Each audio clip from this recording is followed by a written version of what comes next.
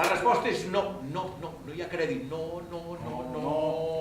Ho he entès. Gràcies a Déu, però ja ho tenim tot fet. Potser això no l'he explicat prou bé, potser és culpa meva. El que passa és que jo necessito aquests diners. De fet, l'obra el que dona és com males idees, no? Perquè realment, quan estàs en una situació que vas a un banc a demanar un crèdit i te'l deneguen, generalment el que fas és sortir amb la cua entre cames.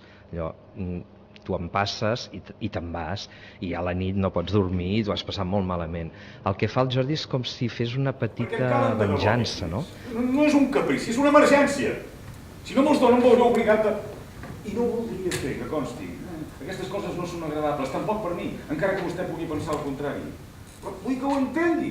El Galceran molt intel·ligentment ha fet una comèdia molt àcida sobre aquest tema i com aquesta crisi afecta realment a la vida de les persones normals i corrents, i jo crec que la gent, a part de riure molt, s'hi sentirà bastant identificada. És que ell agafa un fet prou quotidià en el sentit de que qui més qui menys ha anat un dia i s'ha assegut en un banc a demanar un préstec, a demanar un crèdit, a demanar alguna cosa. A partir d'aquí, un fet tan conegut per tothom li dona un element estrany que fa que tot trontolli.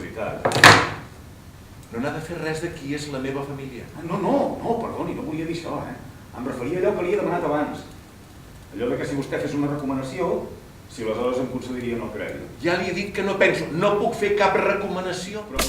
Si no em dóna el crèdit, no tindré més remei que